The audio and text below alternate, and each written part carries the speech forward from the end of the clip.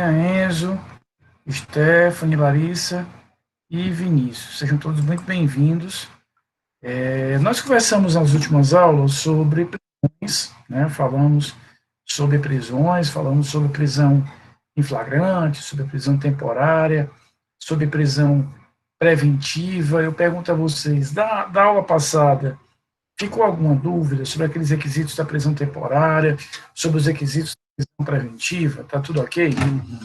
Na aula de hoje, eu quero conversar com vocês sobre os instrumentos de liberdade. A gente vai falar um pouquinho sobre os instrumentos de liberdade, como é que eu posso desfazer, digamos assim, as prisões que foram realizadas, de que maneira eu posso fazer ou desfazer essas prisões. Em outras palavras, aquele agente que foi preso, como é que eu posso desconstruir, né, essas prisões. Laricinha, bom lhe ver. E na próxima quinta-feira, pessoal, eu tinha planejado, já tinha falado isso para vocês, como a gente vem nessa rotina de falar de prisões aí em várias aulas, né? Se vocês se lembram, hoje é a nossa quarta aula sobre o tema. Nós falamos sobre os aspectos constitucionais da prisão, depois nós falamos sobre prisão em flagrante, depois prisão temporária preventiva, hoje nós vamos falar sobre liberdades. Então, na quinta-feira, depois de amanhã, eu quero fazer com vocês um exercício de uma revisão geral sobre prisões. Depois, quando estiver mais perto da prova, a gente vai fazer uma revisão mais específica, mas eu quero trabalhar com vocês quinta-feira isso. Diga, Camilinha. Rafa, é porque eu vou acompanhando a aula pelo slide, né, que você coloca aqui, certo? Aí quando a gente falou sobre prisão por pronúncia. Não, é um dos temas que eu quero trabalhar na quinta-feira. Na quinta-feira, tá certo? Porque na quinta-feira, o que eu quero fazer? Já que a gente já vai ter a ideia precisa de o que é a prisão em flagrante, o que é a temporária preventiva e esses instrumentos de soltura, na quinta-feira eu quero trabalhar com algumas matérias específicas. Por exemplo, como é que a gente vai trabalhar com essa tal dessa prisão por pronúncia? Na verdade, qual é o alcance disso? A gente vai falar na quinta-feira, por exemplo, das medidas cautelares diversas à prisão para situar. São algumas questões pontuais que não necessariamente se encaixam em um tipo específico de prisão. Por isso que eu adotei essa metodologia, para que eu pudesse ter a ideia geral, né, conhecer a ideia geral em relação às prisões, com as características aí de cada uma delas, e na quinta-feira a gente voltar e pontuar esses aspectos. Por exemplo, o que é a tal da prisão por pronúncia, em que medida ela existe, se é que ela ainda existe como estrutura autônoma, as medidas cautelares diversas da prisão, dentre outras. Lara, boa tarde, seja bem-vinda.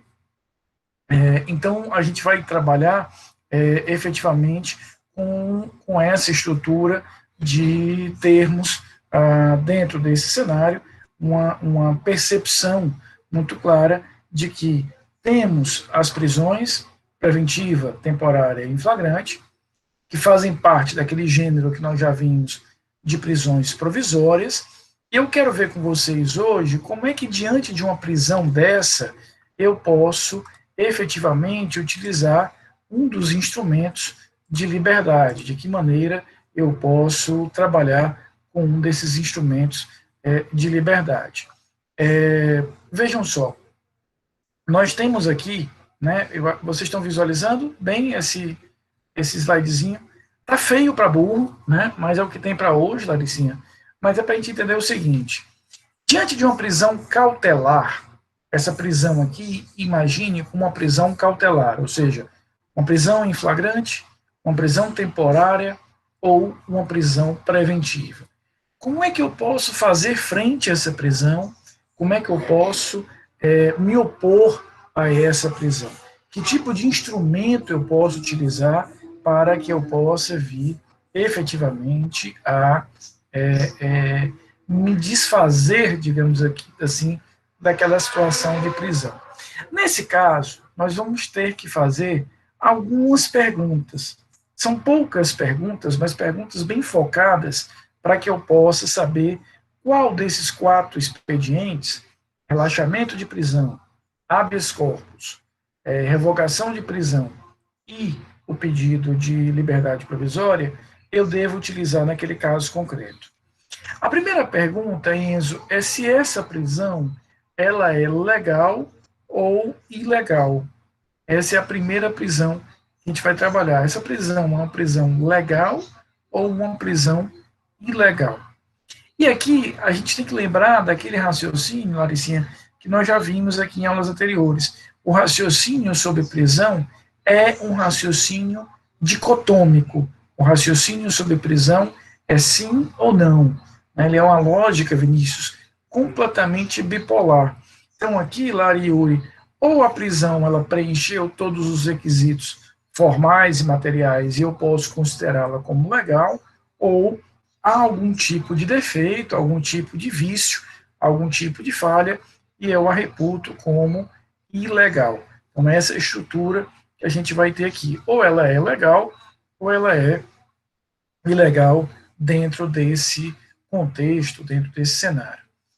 Em relação a isso, a gente vai ter que entender o seguinte: se eu analiso aquela prisão e eu não visualizo, Larissa, qualquer tipo de defeito formal ou material, a princípio a prisão foi ordenada por quem de direito, a princípio não há que se falar em excesso de prazo, a princípio ela está adequadamente fundamentada, ou seja, eu não visualizo, prima facie, batendo o olho, nenhum tipo de ilegalidade. Eu bato o olho e vejo ali uma regularidade naquela prisão.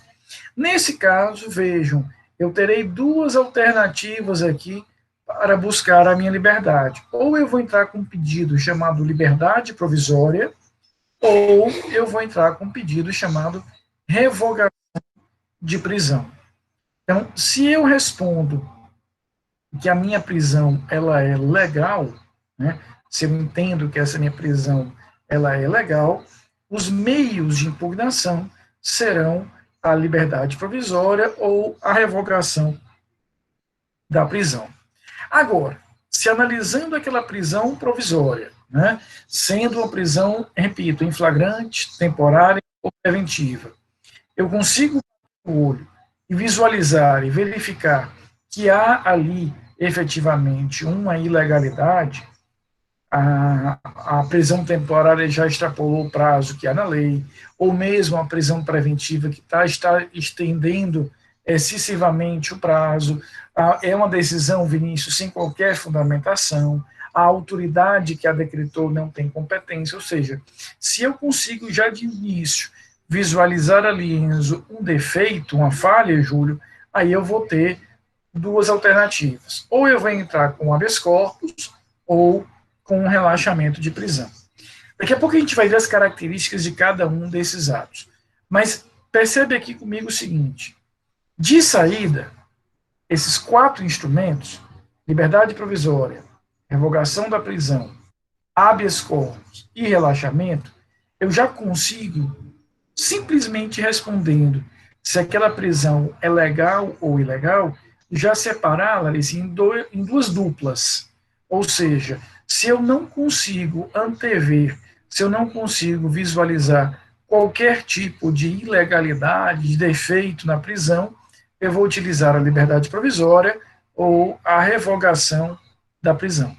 Agora, se eu enxergo que a prisão ela é ilegal, se eu vejo ali uma ilegalidade, aí eu vou trabalhar com o habeas corpus ou o relaxamento. Então, veja que essa primeira pergunta, ela já consegue aqui nos responder mais ou menos a direção que eu vou seguir.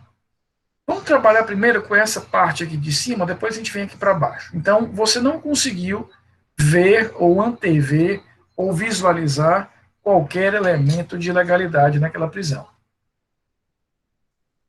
Então, você já descarta o uso do habeas corpus e descarta o uso do relaxamento, né? Porque esses instrumentos são instrumentos destinados essencialmente para o enfrentamento de prisões claramente ilegais, claramente ilícitas. Veja que aqui a gente tem duas alternativas: a liberdade provisória, ou o pedido de liberdade provisória, e o pedido de revogação de prisão. Vamos começar aqui por baixo. Na verdade, quando eu falo aqui em revogação de prisão, esse é o nome mais usual. A gente, na verdade, deve escutar isso aqui, ó, revogação da ordem de prisão. Eu não tenho como revogar, Enzo, um fato. A prisão, ela é um fato. Eu tenho como revogar uma lei, eu tenho como revogar uma decisão judicial. Então, na verdade, a revogação, ela pressupõe, deixa eu parar aqui de compartilhar o slide, só porque eu quero buscar aqui uma regrinha do Código de Processo Penal. A revogação, ela é uma revogação de ato judicial. Ela é uma revogação de lei, né? É isso que a gente vai ter em relação ao pedido de revogação. E isso já nos traz uma tranquilidade, né? No sentido de que eu tinha ali a primeira resposta sendo uma resposta de que a prisão ela é legal.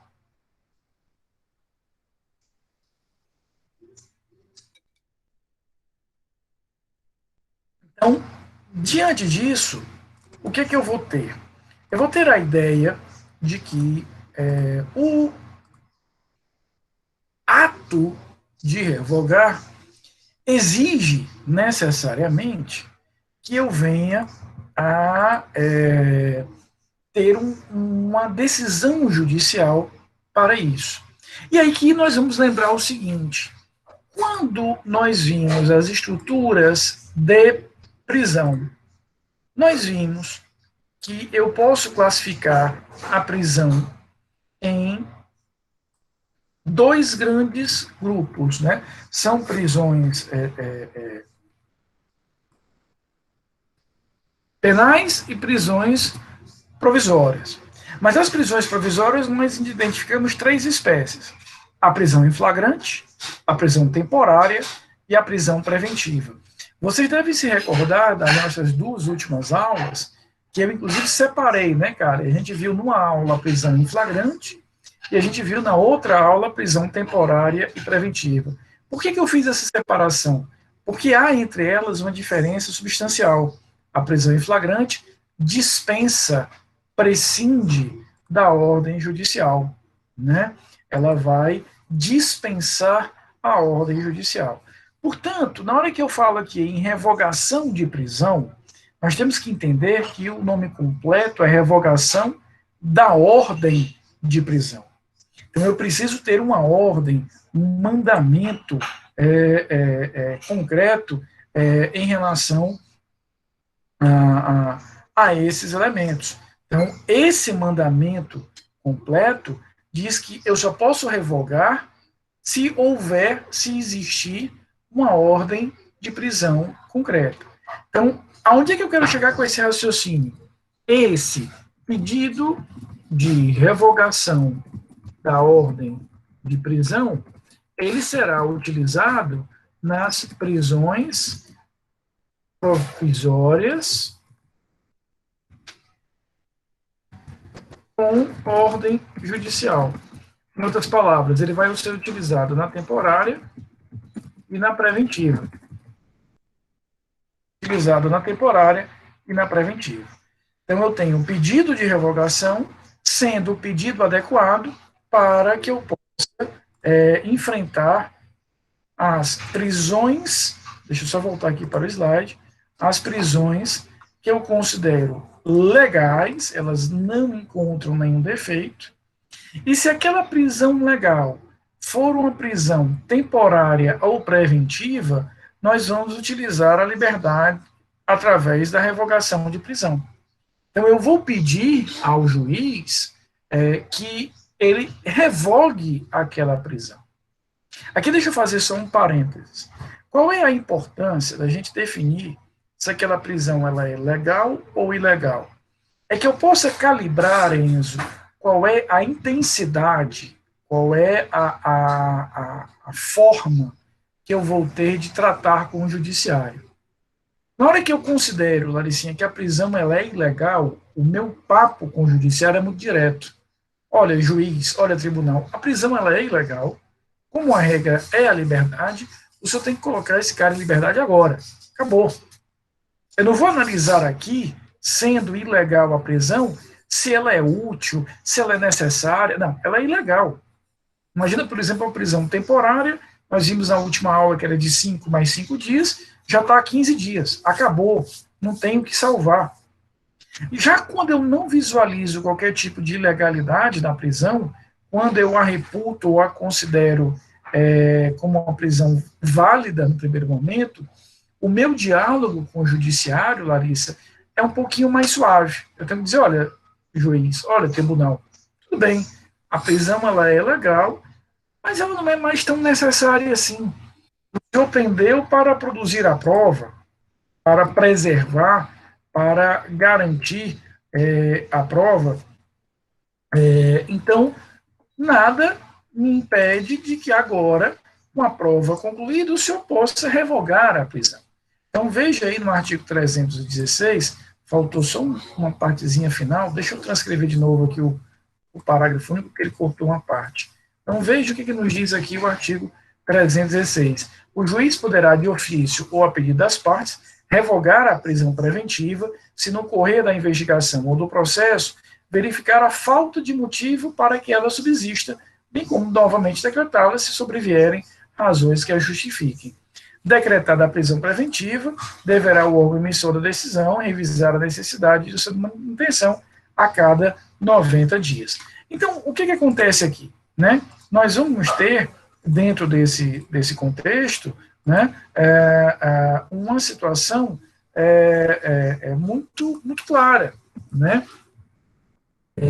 Ele vai se convencer, ele pode fazer isso de ofício, mas ele pode ser provocado pela parte de que aquele motivo já não é tão relevante assim.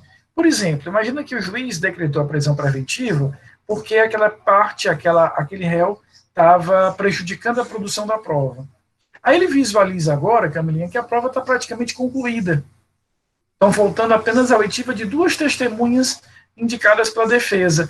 Ele vai ponderar ali e vai dizer, olha, já está praticamente concluída, são só 2 testemunhas indicadas pela defesa, a defesa não vai ameaçar suas próprias testemunhas, então eu revogarei efetivamente a prisão.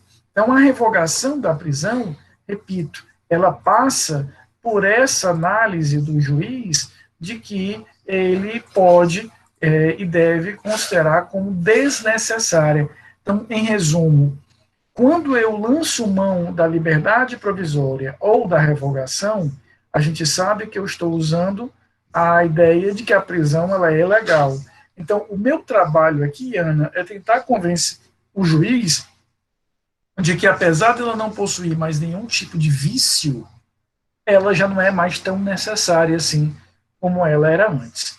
Se aquela prisão vem de uma ordem judicial, nós vamos usar a revogação da prisão, quer ela seja uma prisão preventiva ou temporária. O artigo aí expressamente fala em prisão preventiva, mas a gente pode trabalhar com ele também para a prisão temporária. Por exclusão, a liberdade provisória, em regra, ela é pensada para a prisão em flagrante. Então, ela vai ser pensada para a prisão em flagrante. E essa liberdade provisória, ela, repito, ela é destinada à prisão em flagrante e será efetivamente com ou sem fiança. A fiança aqui, ela tem uma função muito assemelhada, muito parecida com a função que ela guarda lá no direito civil, de ser uma garantia. A fiança aqui, ela acaba sendo efetivamente uma garantia.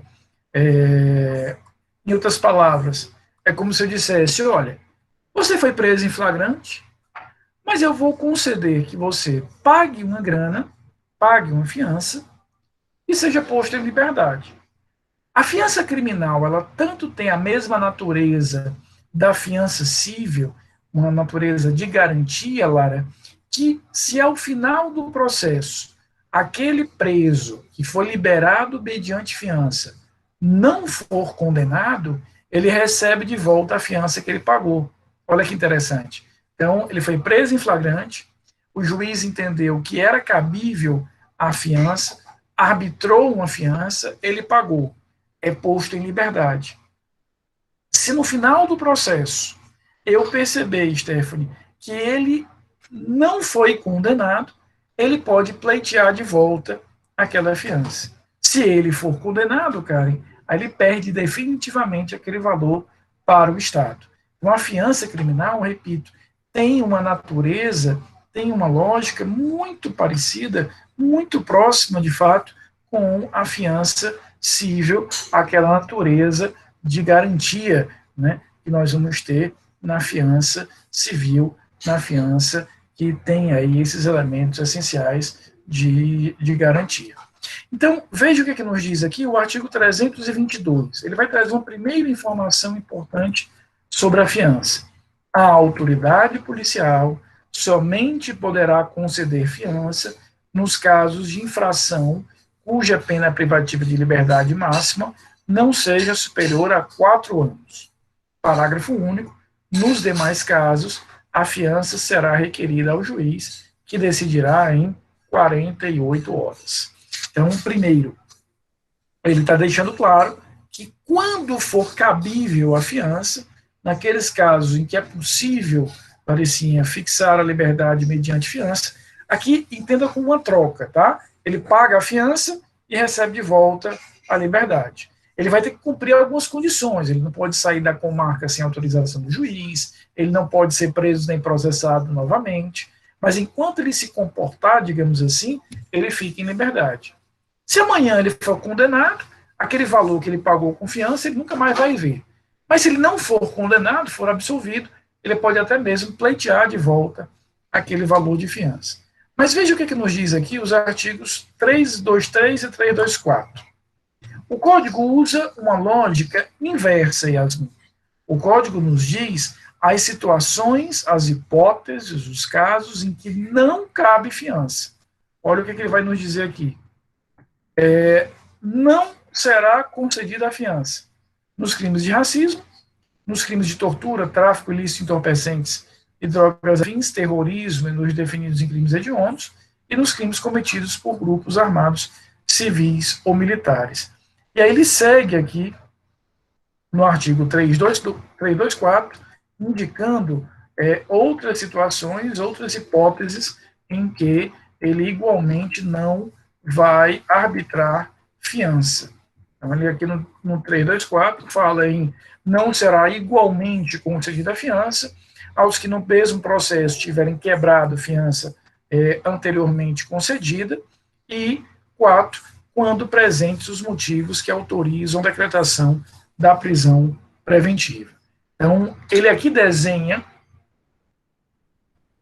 dentro de uma lógica de exceção, né, as situações onde ele não admite a fiança. Então, claramente ele está me dizendo, olha, a regra é a fiança. A regra é que eu mereça ter direito à liberdade mediante o pagamento desse valor. Não haverá a aplicação dessa regra quando eu tiver uma dessas circunstâncias. Por exemplo, o crime for de racismo. Eu destaco esse inciso 4º do artigo 324, Larissa, porque é o mais importante. Quando presentes os motivos que autorizam a decretação da prisão preventiva. Aqui, claramente, o juiz está me dizendo o seguinte, cara, você não merece a fiança, porque eu estou antevendo aqui, nesse caso, a existência dos requisitos da preventiva, a necessidade de garantia da ordem pública, a necessidade de garantia da ordem econômica, a necessidade de aplicação da lei penal. Então, eu tenho aqui, claramente, a ideia de que, no inciso 4º, eu terei essa alternatividade. Mas, antes de ouvir o Enzo, só para a gente fechar essa ideia, a lógica que o Código de Processo Penal utiliza é uma lógica, repito, às avessas. A regra é permitir a fiança, não será permitida em uma dessas circunstâncias. Pode falar, Enzo. Professor, eu queria falar sobre um artigo que o senhor havia explicado anteriormente, que é o artigo 316, parágrafo único. Não sei se o Certo. senhor já ouviu falar do caso do André do Rap, alguma coisa assim. Eu até ia comentar isso com vocês na quinta-feira, mas a gente pode comentar logo, né? O que foi que houve ali? Desculpa, conclua, querida, aí a gente já comenta. Não, eu gostaria de saber só se é porque o ministro Marco Aurélio ele fundamentou a decisão dele justamente nesse parágrafo único do 316. Não foi para fazer Foi, a exatamente. soltura dele, não é? E aí, eu gostaria de saber se o senhor concordou, se o senhor não concordou. Só isso. Não, eu não concordei. O que foi que o ministro entendeu naquele momento? Ele entendeu que a aplicação desse parágrafo único era uma aplicação em caráter automático, né? Então, o que diz aí o parágrafo único? Decretada a prisão preventiva, deverá o órgão emissor da decisão revisar a necessidade de sua manutenção a cada 90 dias. Isso aqui foi inserido pelo pacote anticrime lá no finalzinho de 2019. Então, o ministro Marco Aurélio entendeu que esse prazo de 90 dias ele é determinante e que se o juiz não expressamente revisar, e revisar significa entendo que permanecem presentes os requisitos da prisão preventiva, mantendo o preso custodiado. É como se ele tivesse, né, na verdade, a cada 90 dias a obrigação de renovar isso. O ministro Marco Aurélio entendeu que isso era automático. Chegou nos 90 dias, o juiz não decidiu expressamente pela renovação da prisão, põe o cara em liberdade. Isso vai para o pleno e o pleno constrói larga maioria para dizer, não, é o seguinte, isso não tem uma aplicabilidade automática. O juiz tem a obrigação de revisar, né, a cada 90 dias, a ideia é que o espírito da lei, nesse caso, é impedir que aquela prisão preventiva se dê por muito tempo sem que o juiz possa avaliá-la, né, sem que o juiz possa verificar a regularidade daquela prisão, mas o fato desse prazo não ter sido observado não gera automaticamente a ilegalidade da prisão. Me parece que essa interpretação que a maioria do pleno do Supremo teve é mais razoável, até porque em prisão a gente vai ter sempre que ter cuidado, porque não existem raciocínios automáticos, né? Não é um carimbo. Eu tenho que analisar sempre o caso concreto. Aquilo ali era um exemplo bem pedagógico disso. Ou seja, eu tinha ali um líder de uma grande organização criminosa, uma pessoa que foi dificílimo para a polícia localizar e dar cumprimento daquela prisão. Então, me parece que, claro, eu sei que a regra é a liberdade, temos que ter muito cuidado quando a gente restringe a liberdade, mas isso não nos permite esses raciocínios quase que automáticos, quase que um carimbo. Cumpriu, que está em 91 dias, o juiz não fez nada, põe em liberdade. Não, que seja provocado o juiz, né? Então, por exemplo, eu, como ministro do Supremo, teria mantido ele preso, Enzo, e teria determinado que o juiz, no prazo de 5 dias, se manifestasse sobre a manutenção ou não, considerando ali as circunstâncias do caso concreto. Eu dava uma lembrada ao juiz de que ele estava pisando na bola, né? Mas eu não liberava. Sobretudo naquele caso em que o processo já tinha saído de um grau para outro, ou seja, havia naturalmente uma confusão, né, de instâncias. O juiz lá de sentido é decretada a prisão, houve um recurso para o tribunal, ou seja, essa prisão agora está sob a responsabilidade do tribunal. Então havia uma série de circunstâncias que faziam ali com que essa aplicação automática, como o ministro Marco Aurélio fez, não fosse a mais recomendável, né? Então, nós já vimos o quê? Consegui explicar, Enzo? Tá tranquilo? Perfeito, professor. Muito obrigado. Então, nós já entendemos aqui quem é que vai fixar a fiança, já entendemos que a regra é que ela seja admitida, somente não será admitida quando estiver em uma daquelas hipóteses, e aí nós chegamos na figura aqui dos valores da fiança. Então, o artigo 325 diz que o valor da fiança será fixado pela autoridade que a conceder nos seguintes limites. Aí ele traz aqui 2 incisos, né? De 1 a 100 salários mínimos, quando se tratar de infração cuja pena privativa de liberdade no grau máximo não for superior a 4 anos, e 2, de 10 a 200 salários mínimos, quando o máximo da pena privativa de liberdade combinada for até 4 anos. Então, ele cria aqui 2 intervalos. De 1 a 100, se a pena ela é até 4 anos, e de 10 a 200, se a pena máxima excede aqueles 4 anos. Mas veja aqui que o parágrafo 1º traz uns fatores aqui que tornam exponencialmente maior esse cálculo. Então, veja o que ele vai nos dizer aqui. Parágrafo 1º. Se assim recomendar a situação econômica do preso, a fiança poderá ser 1. Dispensada nos termos do artigo 350.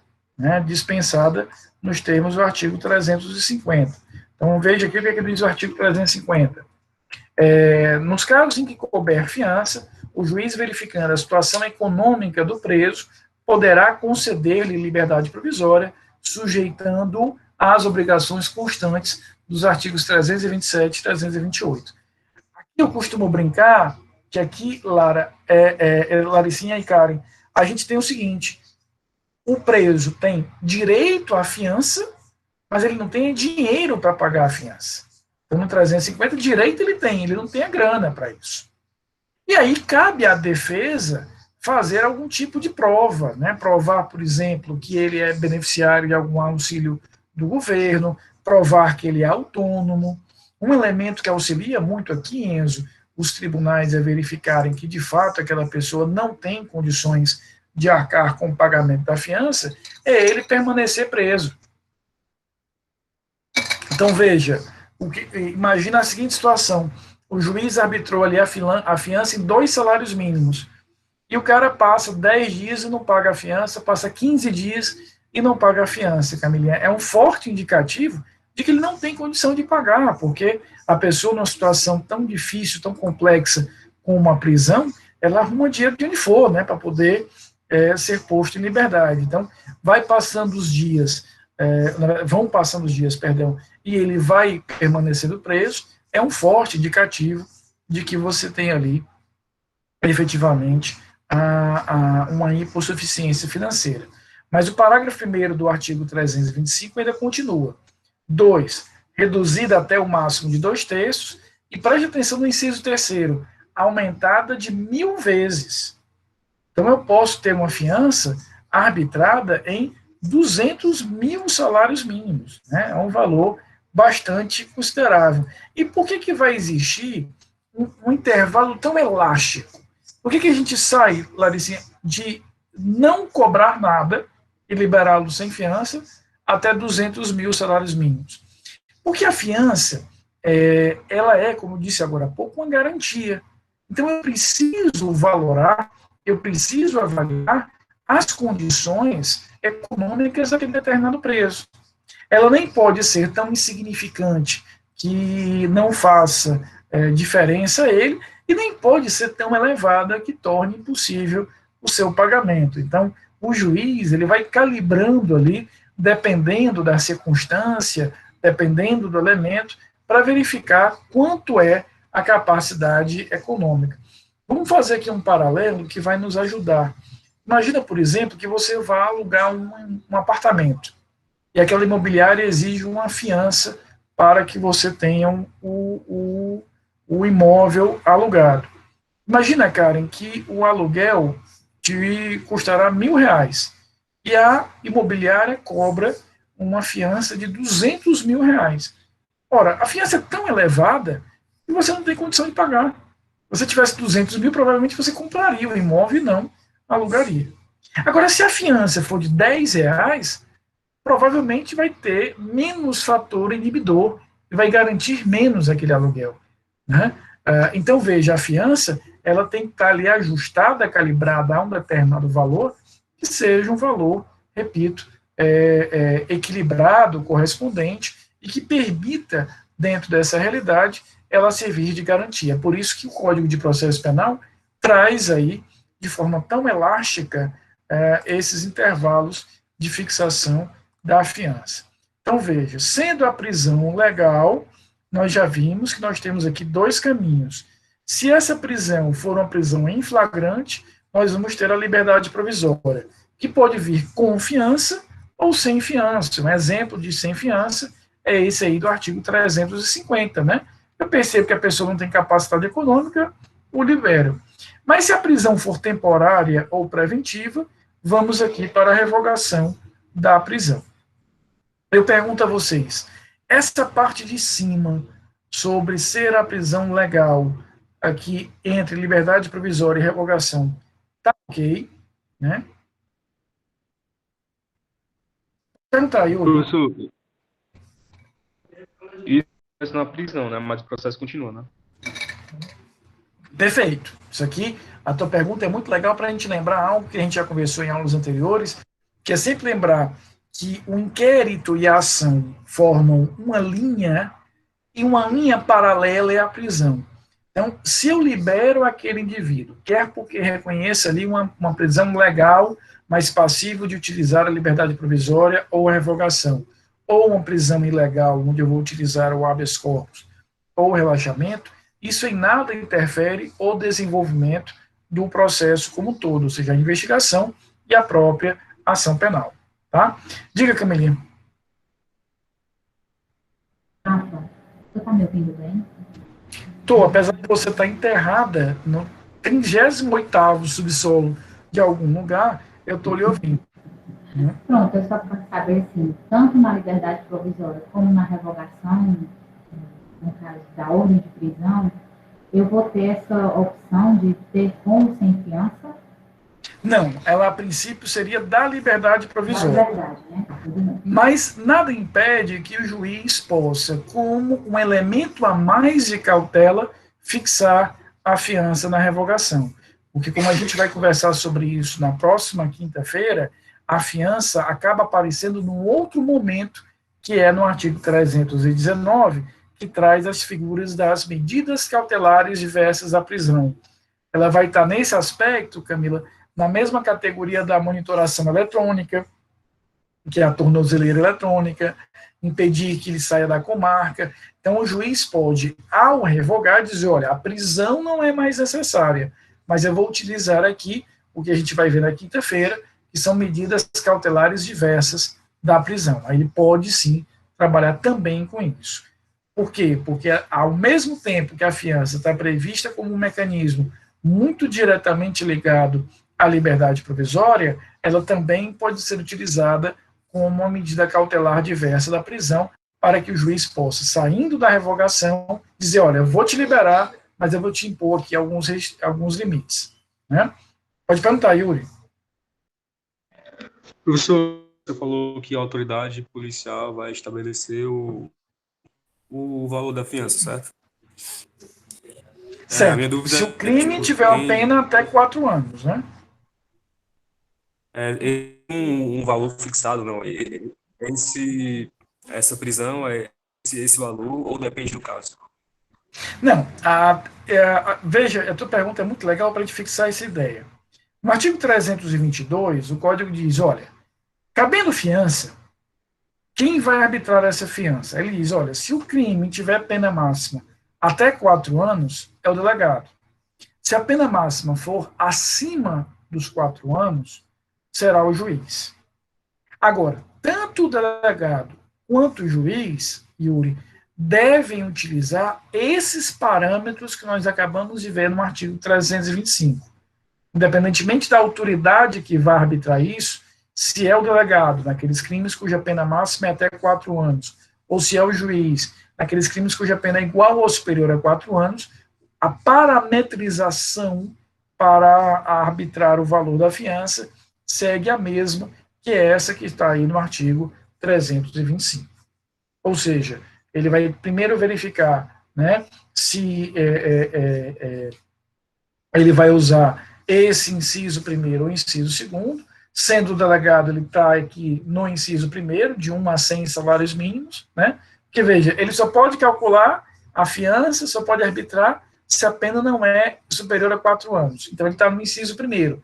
A princípio, ele teria esse intervalo de 1 a 100, podendo aplicar aquelas figuras lá do parágrafo primeiro. Mas aí ele vai ter que avaliar sempre a condição econômica do preso, para que ele possa mensurar e verificar uma fiança aqui que seja razoável, que tenha essa capacidade de funcionar como uma garantia, uma capacidade, digamos, intimidatória, mas também não inviabilize por completa liberdade. Ele vai ter que chegar num ponto de equilíbrio aqui. Tá? Mas é muito interessante a tua pergunta para a gente fixar isso. Os parâmetros de fixação da fiança sempre são os mesmos, aqueles desenhados lá no artigo 325. Se a prisão... Oi, Yuri, pode perguntar. O mesmo pode ter 2 fianças diferentes em cada caso? Não. Aí se ele tem vários crimes,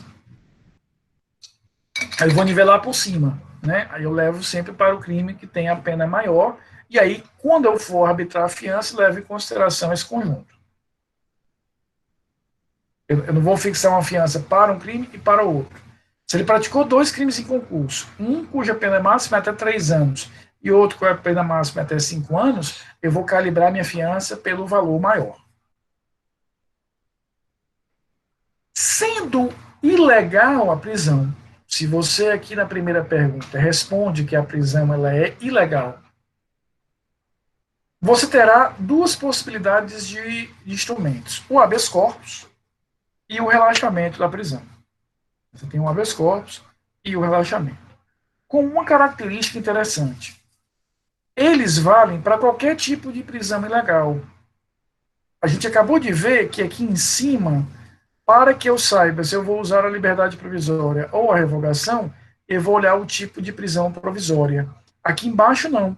Eu posso usar o habeas corpus contra uma prisão em flagrante, contra uma prisão temporária, contra uma prisão preventiva, posso usar o relaxamento contra uma prisão em flagrante, contra uma prisão temporária, contra a prisão preventiva.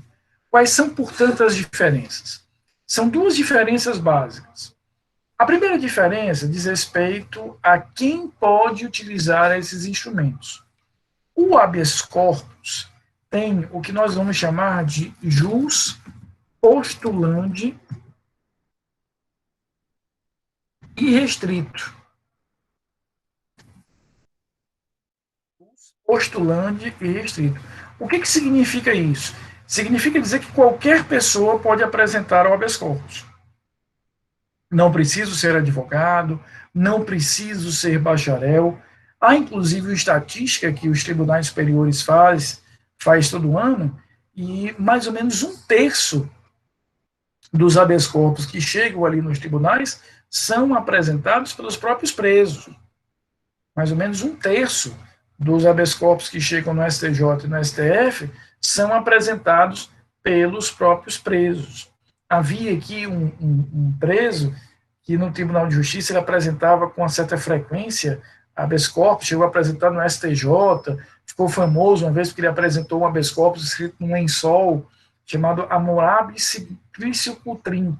Ele era preso, condenado por roubo qualificado, roubo majorado, perdão, e ele apresentava habeas corpus para outros presos. Então, a primeira diferença entre o habeas corpus e o relaxamento de que o habeas corpus é uma peça feita por qualquer pessoa, diferente do relaxamento de prisão, que é uma peça técnica. Aqui só o advogado efetivamente pode apresentar. Somente ele tem a capacidade postulatória de apresentar isso. E há uma diferença também de competência. O relaxamento, eu sempre vou apresentar, Júlio, para o juiz que decretou a minha prisão.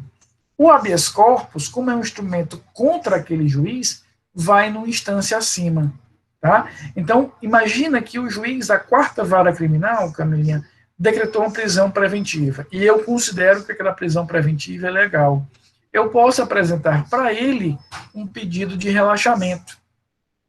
Agora, eu também posso, contra ele, ir ao Tribunal de Justiça com um habeas corpus. O relaxamento, ele funciona como uma espécie de lembrete, de recordação àquele que ordenou a prisão, de que a prisão é ilegal. Então, é por isso que eu vou apresentar o relaxamento à autoridade judicial que a decretou.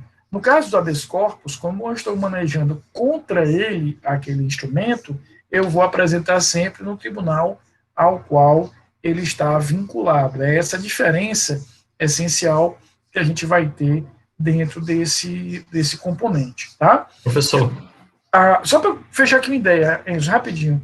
O STJ tem um entendimento que vem sendo relativizado a cada dia, mas ainda é o entendimento dominante.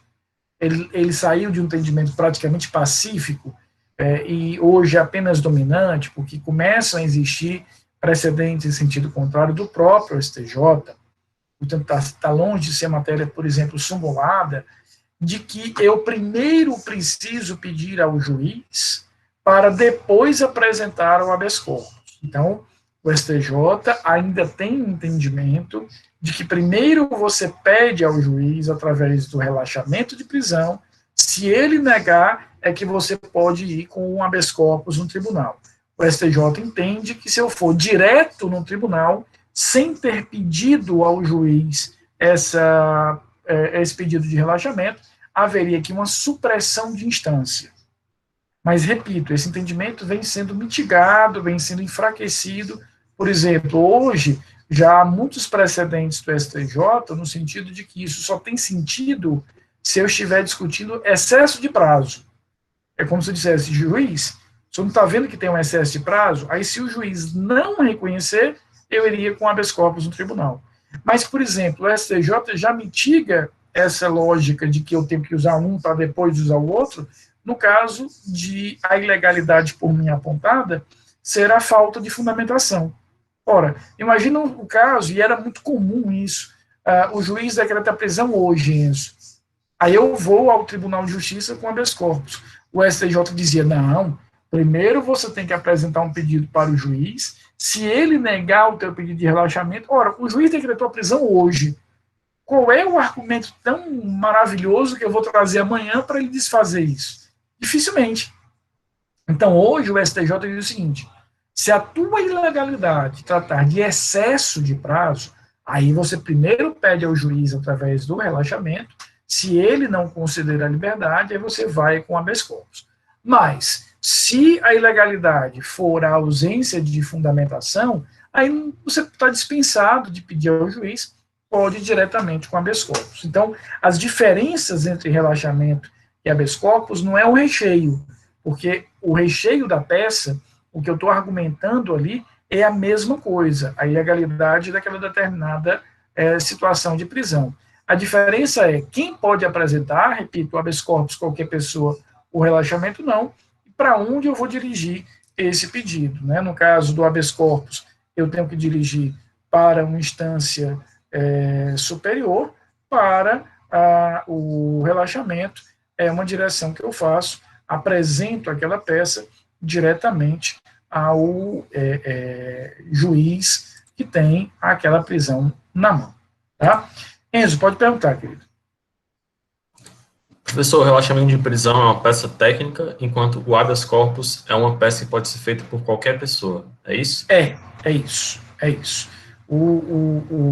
Claro, né, que nada impede, e como eu digo, nada impede, é extremamente comum que o habeas corpus seja apresentado por um advogado, né, por óbvio, não há nenhum impedimento, né, nem poderia existir. Apenas eu não exijo como condição essencial, né, eu não tenho aí uma condição essencial nesse sentido, ou seja, ele tem a possibilidade de apresentar através do habeas corpus feito por um advogado ou feito por qualquer pessoa, inclusive o próprio preso, né? Acho que isso é bem didático, o próprio preso, porque como o habeas corpus, a gente vai estudar mais o habeas corpus no próximo semestre, a gente vai ter, por exemplo, lá em Processo Penal 2, 2 aulas dedicadas ao habeas corpus, e nós vamos ver que o habeas corpus é o principal instrumento constitucional de garantia da liberdade motora. Então, exatamente por isso, eu não devo ter grandes limitações em relação ao habeas corpus, né? Eu não devo aí ter grandes restrições em relação ao habeas corpus. Devo ter uma postura mais liberal, ampla, para que eu possa trabalhar com isso. Então, o que a gente viu de importante na aula de hoje? Nós temos 4 instrumentos para garantir ou para buscar a restrição, a liberação daquele indivíduo. liberdade provisória, revogação de prisão, habeas corpus e relaxamento. Primeira coisa é separar esses 4 em 2 duplas. A liberdade provisória e a revogação serão utilizadas, né, dentro de uma prisão legal e desnecessária.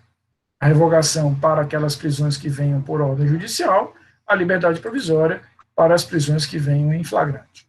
Agora, se eu considero que a prisão ela é ilegal, né, nós vamos trabalhar com a lógica de que ela é ilegal, porém, né, dentro dessa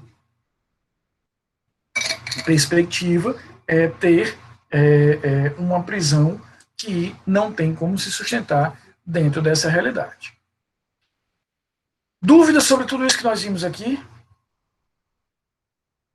Laricinha, bom lhe ver, estava com saudade. Meninos, fiquem bem. Então, na quinta-feira, o que eu quero de vocês? Que a gente tenha uma conversa, tragam as dúvidas, é importante, porque eu quero fazer uma grande aula de revisão sobre prisões, para a gente revisitar alguns conceitos que nós já vimos, falar um pouquinho de aspectos específicos sobre prisão, aquela prisão com pronúncia que a Camilinha falava, eu quero falar sobre o artigo 319, que fala das medidas cautelares diversas da prisão, dentre outros. Tá bom? Queridos, fiquem bem, um beijo grande, até quinta-feira, se Deus quiser.